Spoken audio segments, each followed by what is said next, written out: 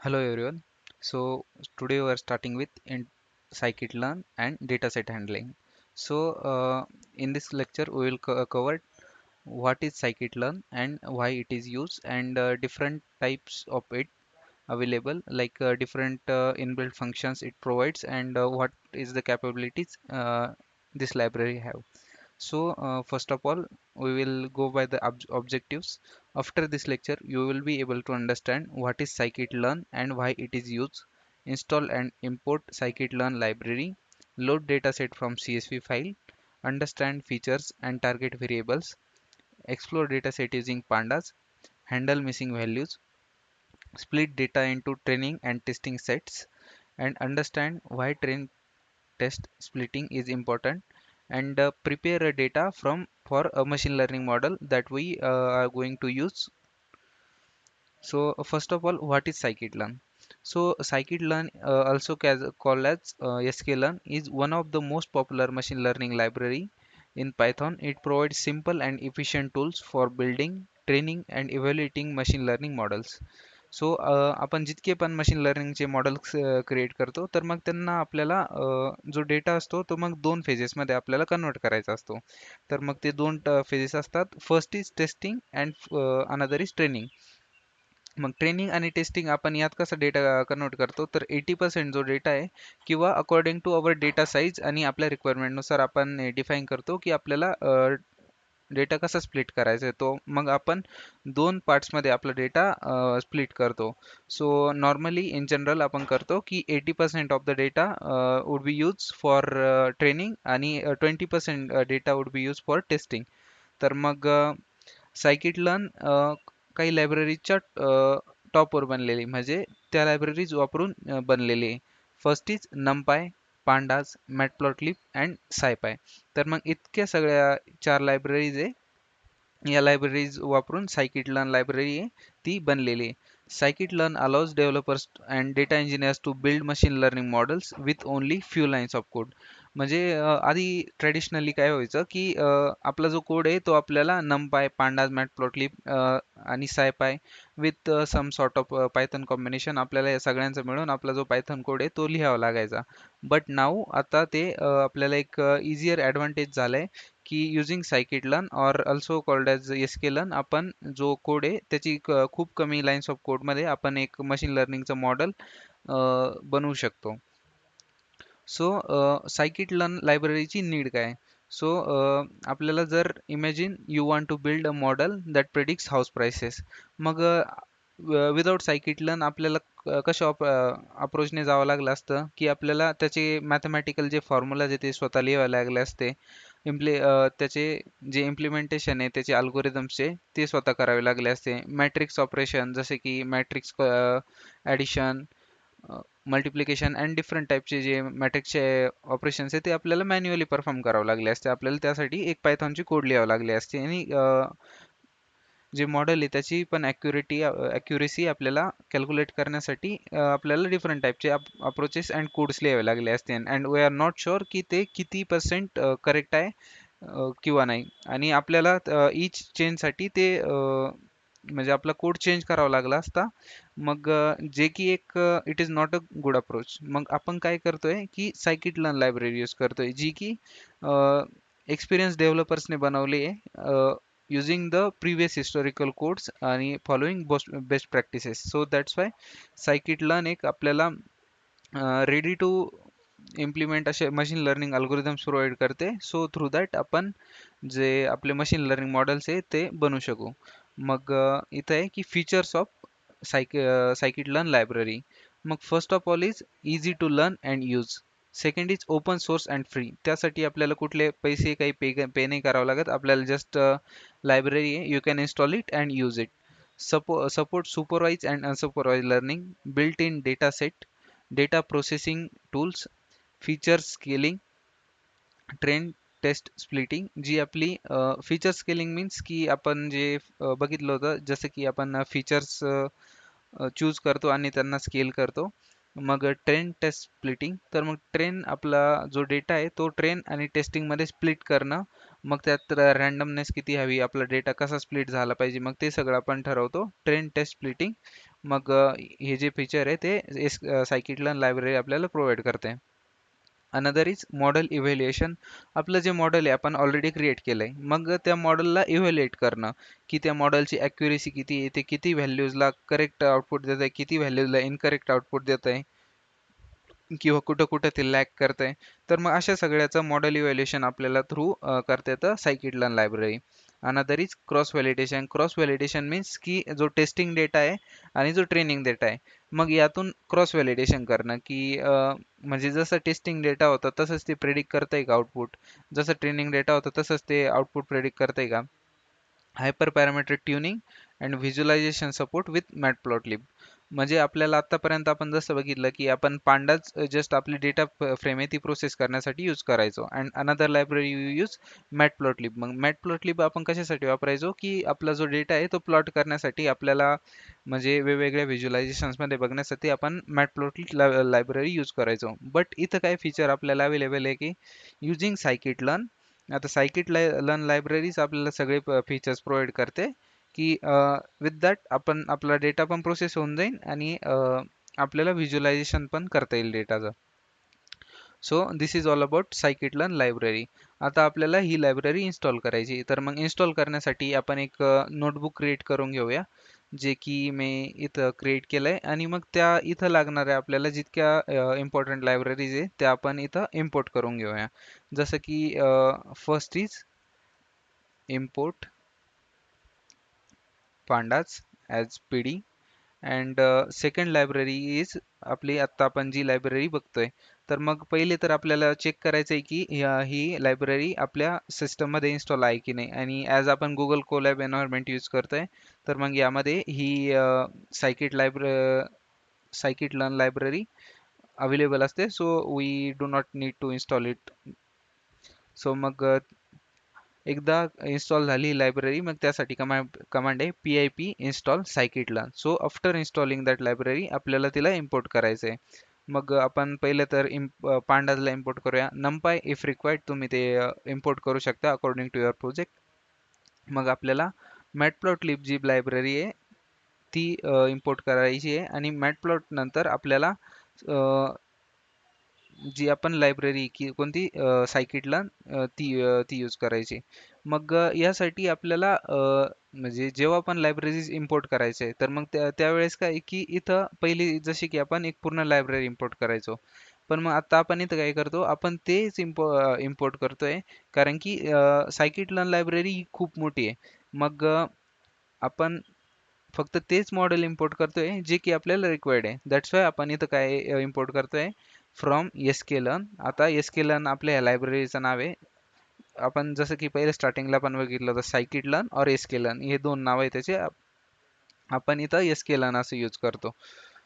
Okay, तर मग from sklearn dot model selection import train test split. मग आपण हे कशासाठी इम्पोर्ट करतोय, तर मग आपला डेटा की जो आपल्याला स्प्लिट करायचा आहे दोन पार्ट्समध्ये, त्याला स्प्लिट करण्यासाठी. तर मग आय विल जस्ट कॉपी दिस आणि आपण ह्या सगळ्या ज्या इम्पॉर्टंट लागणाऱ्या लायब्ररीज आहे त्या इम्पोर्ट करून घेऊया. Just you will click on this run button, और तुम्ही जर कंट्रोल एंटर किंवा कमांड एंटर जरी प्रेस केलं तर मग ही कोडची जी सेल आहे ती रन होऊन जाईल.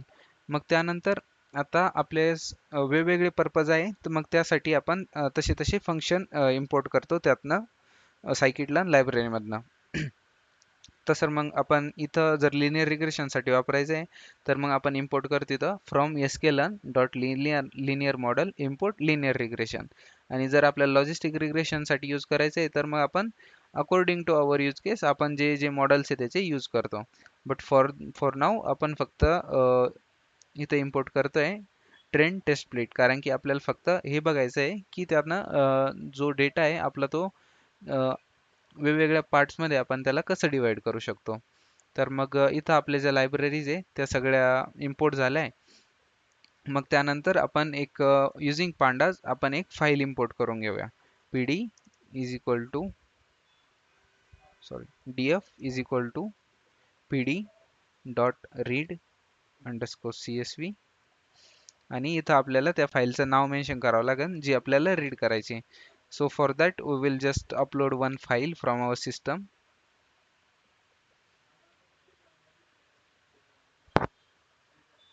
सो ही एक Boston housing dot C S V नावाची फाईल आहे आपल्याकडे अवेलेबल, जिथं हाऊसेस प्राईसचा डेटा अवेलेबल आहे. मग आपण इथं ही अपलोड करूया. मग आफ्टर जेव्हा ही फाईल अपलोड होती, मग त्यानंतर आपल्याला इथं आपला कोड लाईन लिहायची की P D dot read underscore C S V, आपण त्याचं एक फंक्शन वापरतोय पांडाज लायब्ररीचं. आणि इथं आपलं जे फाईलचं नाव आहे ते इथं मेन्शन करायचं आहे. तर मग आपल्या इथं फाईलचं नाव आहे Boston housing dot C S V. Same नाव आपण इथं मेन्शन करूया, Boston housing dot C S V. तर मग आता ही फाईल आहे, ही आपली इम्पोर्ट होऊन गेली. जस्ट आपण डेटा फ्रेमला आपण चेक करून घेऊया की त्याचे रोज कसे. D F dot head. Okay, तर मग आपली जी डेटा फ्रेम आहे, तर मग त्यात इतके कॉलम्स आहे जे अवेलेबल आहे. C R I M, Z N, INDUS, C H S. तर मग असे वेगवेगळे टाईपचे कॉलम्स अवेलेबल आहे. If we want number to see number of columns, then D F dot columns. मग आपल्याला इथं ती सगळ्या कॉलमची आपल्याला लिस्ट दिसून जाईल आणि थ्रू दॅट आपण बघू शकतो की आपल्या डेटा सेटमध्ये कोणते कोणते कॉलम्स अवेलेबल आहे. So coming to the main part. मग मशीन लर्निंगचा एक वर्कफ्लो आहे. तर मग मशीन लर्निंगचा वर्कफ्लो काय आहे? फर्स्ट ऑफ ऑल आपण आधी पण बघितले, जसे की आपण प्रॉब्लेम स्टेटमेंट बघतो की आपण कुठला प्रॉब्लेम सॉल्व्ह करतोय. मग त्यासाठी अल्गोरिदम की ते कोणत्या अल्गोरिदमने सॉल्व्ह केलं जाऊ शकतं त्याच्यासाठी सगळा डेटा वगैरे बघणं. तर मग एव्हरी मशीन लर्निंग प्रोजेक्ट आहे तो एक अप्रोच फॉलो करतो. मग त्याचा कॉमन वर्क फ्लो कोणता आहे? तर first of all collect data. आपला जो डेटा आहे तो कलेक्ट करायचा. मग डेटा कलेक्शन आपण ऑलरेडी झालंय, जसं की आपण तो डाउनलोड करून ठेवलेला होता. Second is load data set. आपण जो आपल्या प्रोजेक्टमध्ये डेटा सेट होता त्याला लोड केला. ओके, जी फाईल आहे ती अपलोड करून आपण त्याला रीड केलं. सो आपला लोड डेटा सेट ही पण स्टेप आहे, ही कंप्लीट झालेली आहे. Understand the data set. मग आपण अंडरस्टँड करायचं की या डेटा सेटमधनं कुठल्या कुठल्या व्हॅल्यूज आहे जे युजफुल आहे आपल्यासाठी, आणि कुठल्या कुठल्या व्हॅल्यूज आहे ज्या आपल्या काही यूजच्या नाही आहे. So we can plan accordingly की आपल्या मशीन लर्निंग मॉडेलसाठी आपल्याला कुठल्या कुठल्या व्हॅल्यूज ठेवायचे आहे, किंवा लेबल कोणतं आहे तुमच्या डेटामध्ये, फीचर कोणतं आहे. तर मग हे सगळं ठरवण्यासाठी आपण यूज करतो डेटा अंडरस्टँडिंगची टेक्निक. मग त्यानंतर जर डेटा सेटमध्ये काही व्हॅल्यूज आहे, जसे की त्या नल नल व्हॅल्यूज, आउटलायर्स वगैरे, तर मग हे सगळं आपल्याला रिमूव्ह करायचं असतं. तर मग हे आपण पांडाज चे जेव्हा लेक्चर घेत होतो, मग त्यामध्ये आपण ऑलरेडी कव्हर केलंय की एका डेटा सेटला आपण क्लीन कसं करतो. तर मग डेटा क्लिनिंग आपण ते बघितलंय. मग त्यानंतर आपल्याला काय करायचं असतं की स्प्लिट डेटा सेट. मग डेटा सेट आपल्याला स्प्लिट करायचा दोन पार्ट्समध्ये. First is for training and another is for testing. मग असं आपण दोन पार्ट्समध्ये डेटा सेटला स्प्लिट करतो. मग त्यानंतर जो ट्रेनिंग डेटा आहे आपल्या, त्या ट्रेनिंग डेटाने आपल्या मॉडेलला ट्रेन करायचं. वन्स आपलं मॉडेल ट्रेन झालं, तर मग त्यानंतर आपला जो टेस्टिंग डेटा आहे, 20% डेटा जो अवेलेबल आहे, तर मग तो पण आपण व्हेरिएबल्समध्ये स्टोअर करून ठेवलेला असतो. मग टेस्ट मॉडेलने आपल्या त्या मॉडेलला टेस्ट करून बघायचं. आणि मग टेस्ट करतानाच आपल्याला काय कॅप्चर करायचं आहे की त्याचा परफॉर्मन्स कसा आहे, की त्या मॉडेलची ॲक्युरेसी किती येते, मग ते मॉडेल कसं परफॉर्म करतंय. नवीन डेटा देतोय आपण तेव्हा कसं परफॉर्म करतोय, ॲक्च्युअल डेटा देतोय ट्रेनिंग मधला तो तेव्हा कसं परफॉर्म करतोय, टेस्टिंग डेटाने कसं परफॉर्म करतोय. सो असे डिफरंट डिफरंट टाईपचे डेटा वापरून आपण हे चेक करतो की आपलं मॉडेल कसं परफॉर्म करतंय. मग हे झालं इव्हॅल्युएटिंग परफॉर्मन्स. आणि last stage is making predictions. So आपण एकदा परफॉर्मन्स इव्हॅल्युएट करतो, आणि जर आपल्या मॉडेलचा परफॉर्मन्स जितका आपल्याला पाहिजे तितका मिळतोय, मीन्स एक चांगला परफॉर्मन्स मिळतोय अकॉर्डिंग टू बेंचमार्क व्हॅल्यूज, मग तेव्हा आपण त्या मॉडेलला प्रेडिक्शनसाठी यूज करतो. एल्स आपण त्या मॉडेलला परत दुसऱ्या काही टेक्निक्स यूज करून, जसं की जास्त डेटाने ट्रेन करणं किंवा फ्युचर फीचर ट्युनिंग, तर मग अशा सगळ्या टेक्निक्स यूज करून आपल्या त्या मॉडेलचा परफॉर्मन्स आपण इन्क्रीज करतो.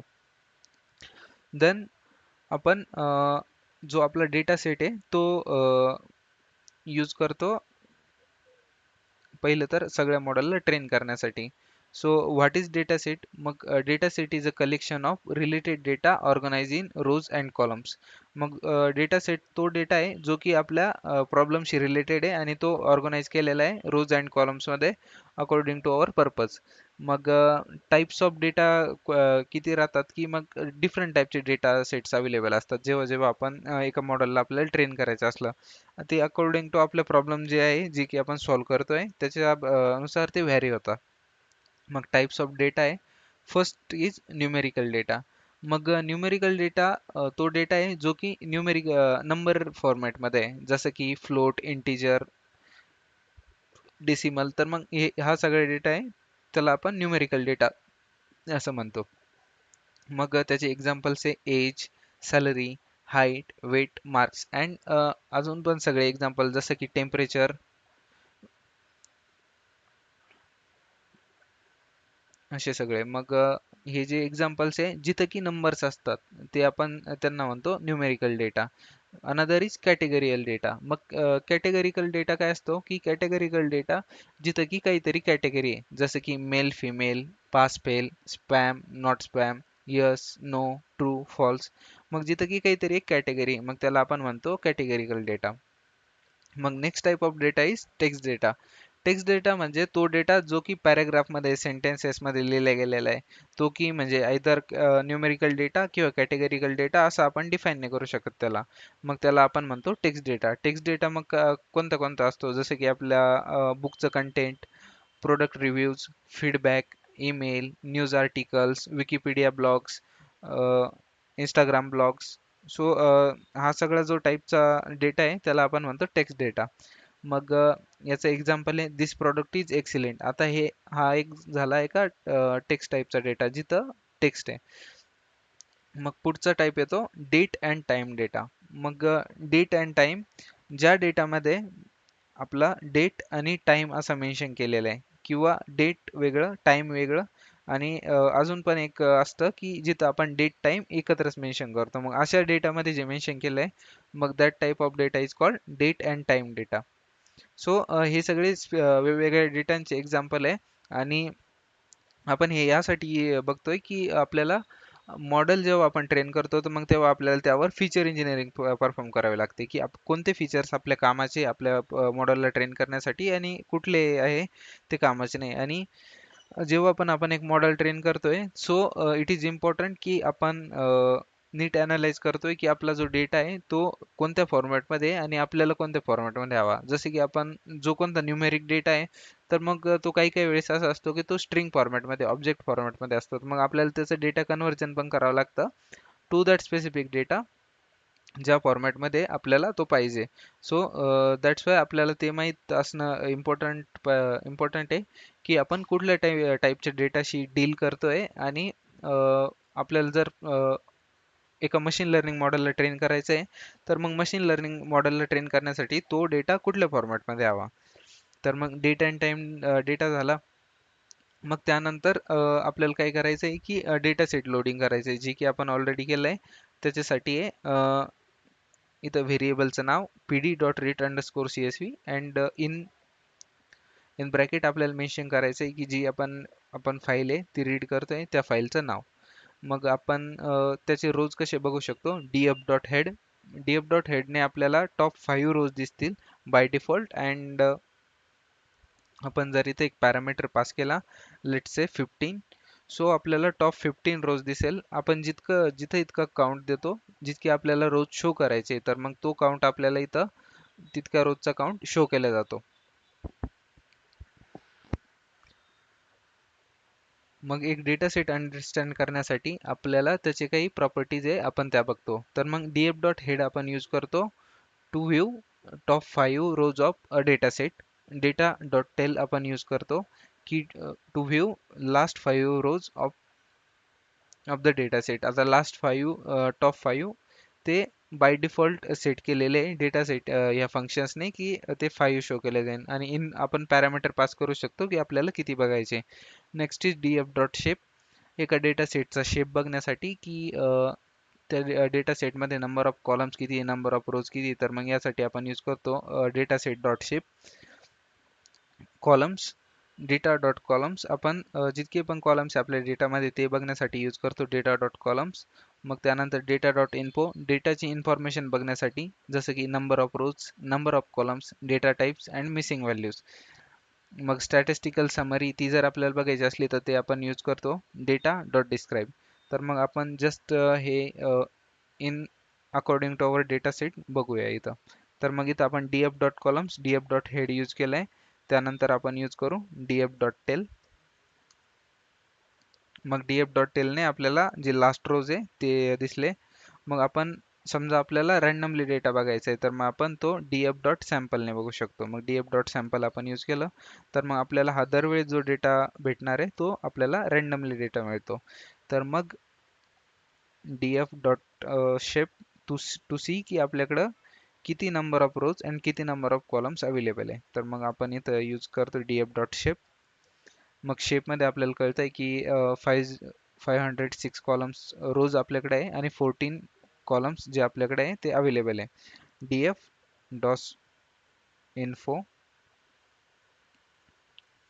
मग df डॉट इन्फो मध्ये आपल्याला दिसतं की आपला कॉलम्स किती आहे, डेटा आणि त्याच्यात नॉन नल काउंट किती आहे आणि त्याचा डेटा टाईप कोणता कोणता आहे. तर मग हा आपण डेटा सेट जो यूज करतोय तो एक क्लीन डेटा सेट आहे.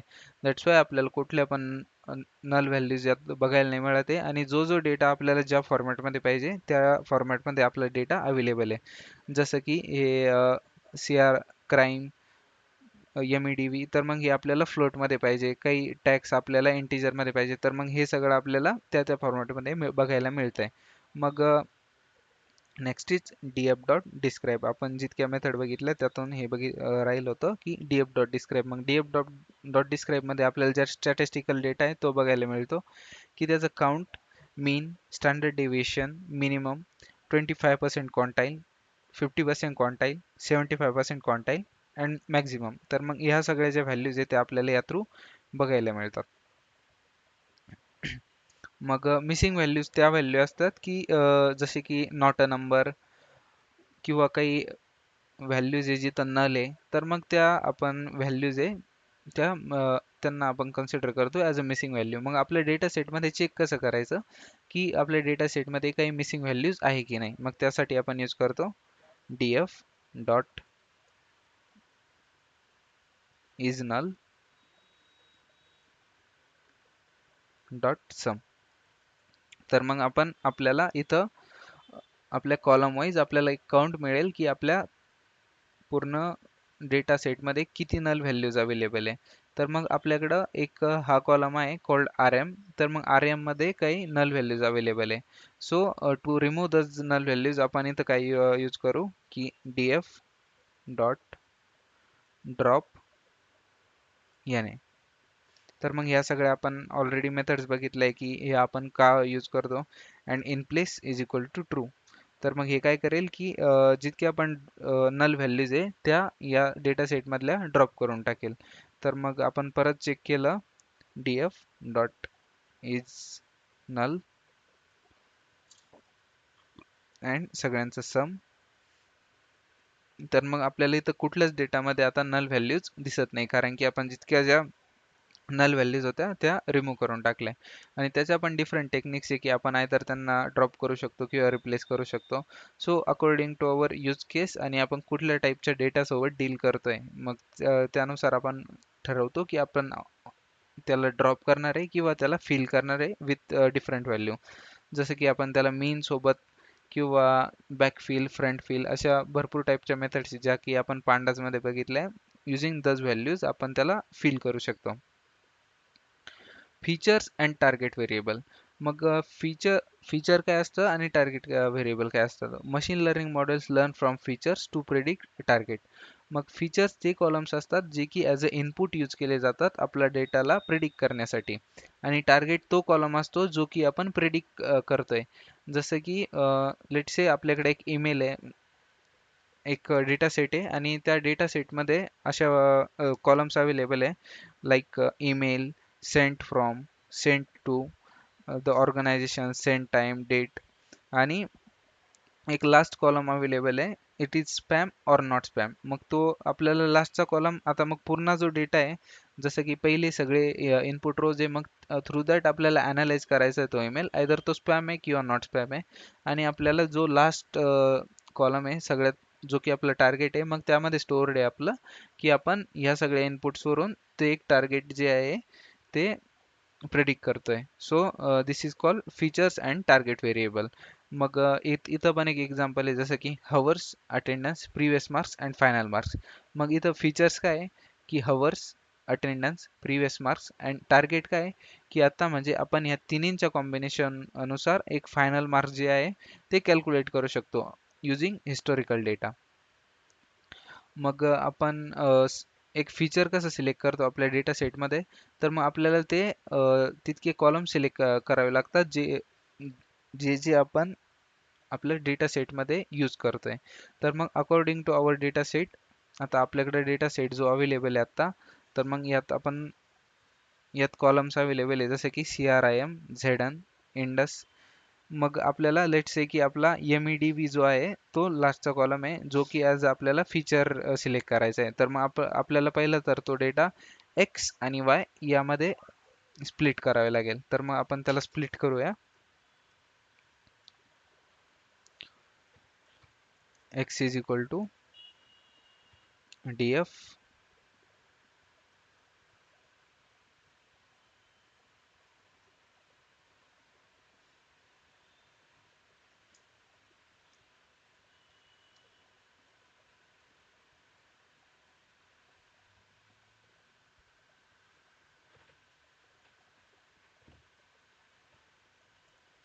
DF dot drop MEDV comma axis is equal to 1 आणि y is equal to DF of MEDV. तर मग आपण यासाठी हे असा डेटा का बरं करतोय की आपल्याला आता डेटा आपण जसं बघितलं होतं ना की आपण इथं फीचर्स आणि जो ऍक्च्युअल डेटा आहे त्यांना बाजूला बाजूला करतोय. तर मग आता एक्स मध्ये आपला कोणता डेटा स्टोअर असेल की जे आपले फीचर्स येते, आणि वाय मध्ये आपला तो डेटा स्टोअर असेल जे की आपले ऍक्च्युअल प्रेडिक्ट कॉलम आहे जो आपण प्रेडिक्ट करतोय. तर मग आपण इतके सगळे जे कॉलम आहे फ्रॉम CRIM टू iStat इथपर्यंत आपण यूज करतोय ॲज अ फीचर. मग आपण जर एक्सला प्रिंट केलं तर मग इथं पण तुम्ही बघू शकता. तर मग इतके सगळे कॉलम आहे आपण यूज करतोय ते ॲज अ इनपुट, आणि वाय मध्ये आपण काय स्टोअर करतोय आपलं जे आउटपुट मिळालंय ते वाय. वाय मध्ये आपण फक्त आपलं जे आउटपुट मिळालंय ते यूज करतोय. तर मग आपण इथं काय यूज केलंय, एक्स एक्स मध्ये आपण पूर्ण आपलं DF स्टोअर करतोय आणि त्यातनं एक जो कॉलम आहे तो ड्रॉप करून टाकतोय. कोणता? MEDV. कारण की तो आपल्याला यामध्ये इनपुट्स मध्ये नाही तर एका टार्गेट मध्ये स्टोअर करायचा आहे. आणि axis is equal to 1 means की आपल्याला तो पूर्ण कॉलम ड्रॉप करायचा आहे त्यातून. दॅट्स वाय आपण इथं यूज केलंय ॲक्सिस इज इक्वल टू 1. मग नेक्स्ट पार्ट इज की आपल्याला आपण एक्स आणि वाय का बरं इम्पोर्ट स्प्लिट केला, हे तर आपण बघितलंय की आपलं इनपुट जो डेटा आहे तो एक्स मध्ये अवेलेबल आहे आणि आउटपुट डेटा आहे तो वाय मध्ये अवेलेबल आहे. मग आपल्याला हा डेटा डिवाइड करायचा आहे ट्रेनिंग अँड टेस्टिंग डेटामध्ये. मग आपण काय करतो की युजली आपण 70 to 80% जो डेटा आहे तो training as a training data वापरतो, आणि 20 to 30% डेटा तो व्हॅरी करतो की म्हणजे आपण स्प्लिट कसं करतोय त्यानुसार आपण तो टेस्टिंग डेटाला स्प्लिट करतो. मग त्यासाठी आपण यूज करतो एक function called train test split, जे की आपण इनिशियली इम्पोर्ट केलेलं होतं. मग आपण हे फंक्शन का बरं यूज करतो की if a model is evaluated using the same data it was train on, it mainly simply memorise the answer instead of learning the pattern. म्हणजे काय, जर आपण ट्रेन टेस्ट स्प्लिट जर हे यूज नाही केलं तर मग काय होईल की जे मॉडेल आहे ते त्या डेटापासून शिकणार नाही. मग ते मॉडेल काय करेल की जस्ट तो डेटा रिमेंबर करेल आणि आपल्याला त्यातूनच जे आन्सर आहे ते सांगून देईल. जसं की आपण मॉडेलला असं ट्रेन केलं की 2 + 3 is equal to 5, 5 - 3 is equal to 2. तर मग अशा डेटावर जर ट्रेन केलं आणि त्याच डेटाने आपण जर परत मॉडेलला टेस्ट करतोय तर मग मॉडेलला ऑलरेडी माहिती आहे की त्या डेटाचा मिनिंग काय आहे, त्यात रिलेशन काय. तर मग ते instead of learning from that data model काय करेल की तो रिमेंबर करेल आणि तेच आपल्याला आन्सर देईल. सो आपल्याला असं नाही होऊ द्यायचं. दॅट्स वाय आपण यूज करतो ट्रेन टेस्ट स्प्लिट. मग आपल्याला आपण आता जो डेटा सेट आपण क्रिएट केलाय, तर मग आपल्याला त्याला ट्रेन टेस्ट स्प्लिट या फॉर्मॅटमध्ये टाकायचं आहे. मग ते आपण कसं टाकू, तर मग त्यासाठी आपल्याला टोटल 4 व्हेरिएबल्स क्रिएट करावे लागतात. X train, X test, Y test आणि त्यानंतर आपल्याला ट्रेन टेस्ट स्प्लिट हे फंक्शन यूज करावं लागतं. त्यामध्ये आपला एक्स पास करावा लागतो, वाय पास करावा लागतो, जे की आपण आता क्रिएट केले. टेस्ट डेटाची साईज किती पाहिजे, मग आपण इथं 0.2% मेन्शन केली आहे, म्हणजे 20%. तर मग म्हणजे न्यूमेरिकली आपण प्रोग्रामॅटिकली कसं यूज करतो की 100% मीन्स 1 होतो तिथं, त्यामुळे आपण इथं 0 पॉईंटमध्ये यूज करतो. आणि हा एक इम्पॉर्टंट पॅरामीटर आहे कॉल्ड रॅन्डम टेस्ट स्टेट. मग रॅन्डम स्टेट काय करतं की जर आपण रॅन्डम स्टेट नाही यूज केलं, तर मग तो डेटा काय होईल की तो स्प्लिट असा होईल, जसं की माझ्याकडे 1000 रोज आहे आणि मी 80% मॉडेल ट्रेनिंगसाठी यूज करतोय. तर मग पहिले from first row to 800 row माझा डेटा आहे तो स्प्लिट होऊन जाईल आणि त्यात कुठली रॅन्डमनेस नाही राहणार, तो सिक्वेन्शियली स्प्लिट होऊन जाईल. पण आपण रॅन्डम स्टेट जर टाकली त्यात, तर मग रॅन्डमली आपला डेटा तो सिलेक्ट होतो आणि तो 80% मध्ये डिवाइड होतो, म्हणजे त्यात कुठला सिक्वेन्शियली तो फॉलो नाही केला जात. सो आपण या डेटाला एकदा स्प्लिट करूया. मग फर्स्ट व्हेरिएबल आहे X train comma X test,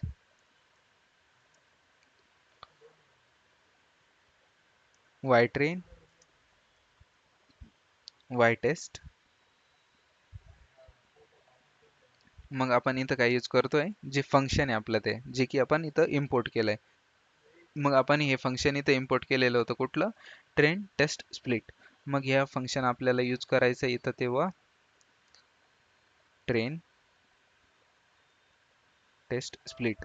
आणि यामध्ये आपल्याला ॲज अ पॅरामीटर काय पास करायचं आहे, पहिले तर आपला जो एक्स आहे मीन्स आपले इनपुट फीचर्स, देन आपला वाय, मग वाय, आणि त्यानंतर आपल्याला इथं पास करायचं आहे टेस्टची, आपल्या टेस्ट डेटाची साईज किती, तर मग test underscore size is equal to 0.2 आणि रॅन्डम स्टेट.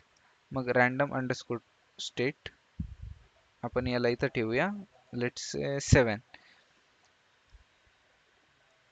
ओके, आता आपला हे जे आहे इथं क्रिएट झालंय. मग आपण जर एका व्हेरिएबलला इथं बघितला एक्स ट्रेन, मग एक्स ट्रेन मध्ये तो डेटा आहे आपल्याला, यात आपले टोटल 400 रोज आहे. ओके, आपल्याला इथे दिसतंय 400 रोज इंटू 13 कॉलम्स. आणि आपण जर बघितलं वाय टेस्ट, तर मग वाय टेस्ट मध्ये आपले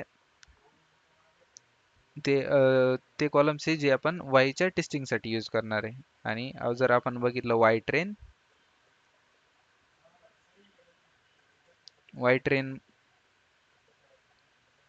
okay okay okay, X train X test, Y train Y test. Okay, आपला जो डेटा आहे तो क्लिअरली स्प्लिट झालेला आहे. X train X test, Y train Y taste.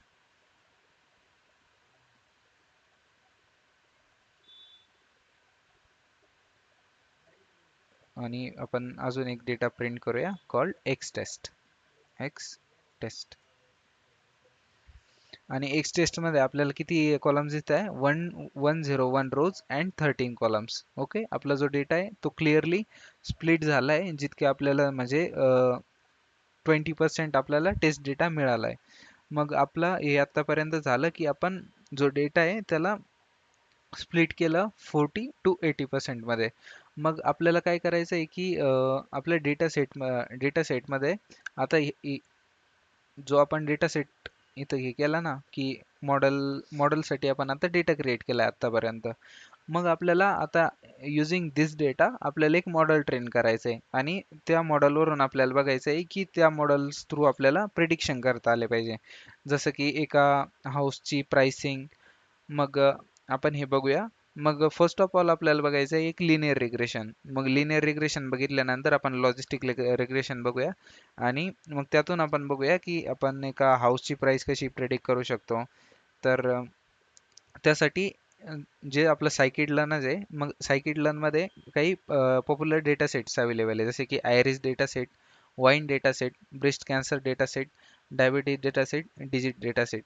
तर मग युझिंग दिस आपण दोन प्रोजेक्ट बनवूया, एक आयरिस डेटा सेटचा, देन डायबिटीज डेटा सेटचा. मग मग आपण ह्या कन्सेप्ट वापरून जे मॉडेल आहे आपल्याला ट्रेन करूया आणि पुढच्या कन्सेप्ट लर्न करूया.